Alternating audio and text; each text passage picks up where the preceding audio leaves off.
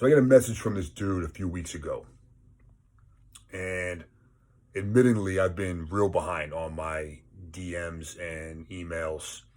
So last night was the first time I got a chance to respond. And fellow amputee, and he starts off with, thanking me for what I do and providing him with some inspiration and some other really humbling stuff. And then he got real direct. And he's like, why don't you put out more content specific to amputees? And I really didn't have a good answer. And I was honest with him. And I was like, yeah, I don't really know. And we went back and forth a couple times. And he's like, well, I think you should. And I was like, all right, man, fair enough. What is it you would like to see? Is there something in particular that you're having trouble with or some kind of challenge you're trying to work through? And he's like, yeah, so I've been an amputee now for a little over a year. Was only in the weight room for a year or so before that. So still relatively new. And I'm having trouble with dumbbell presses and actually moving the weights from the rack to the bench and getting set up and then doing the exercise. And this is ironic because it's something I struggled with for a while myself. And for a while, I got just real reliant on asking for help from someone around me just to grab one of the dumbbells and hand it to me once I got set up on the bench, which of course is nothing wrong with that.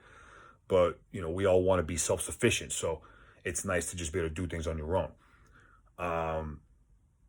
So today I put this video together specific for Mike, that's this dude's name, specifically for you, bro. But then also, the greater amputee community. So, yeah, I hope it helps. I appreciate you reaching out. I appreciate you putting me in check. And I will do a better job moving forward to do what I can to, assist our community. All right. So appreciate it, brother. Have a good one. All right. So the first thing is the initial setup. On this particular dumbbell rack, the heavier weights are on the bottom and they're on kind of that weird angle. So rather than bending over and put myself in this awkward body position, I just grab them one by one, nice and easy, and just move them up a little higher. Here I'm just tightening up my wrist wraps. I really don't wear them very often, usually just on the heavier lifts. I had surgery on both my wrists a couple years ago, so it just takes the pressure off a little bit. Once I'm good to go, grab the weights and head over to the bench.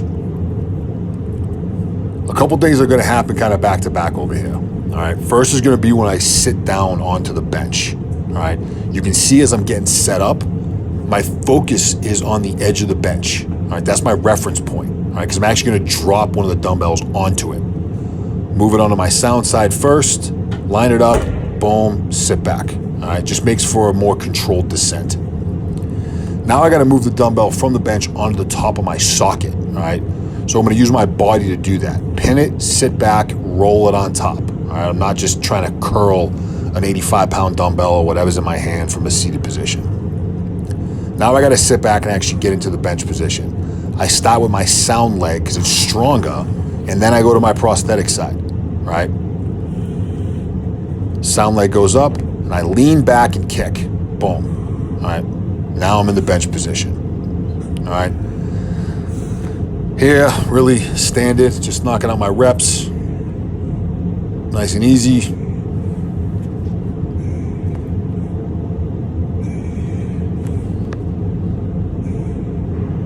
Yep. Nice easy set of 6. Drop one, drop the other one. Sit up. Kind of just collect myself here. Loosen up the wrist wraps. Get some blood flow back into my forearms. Stand up and on to the next.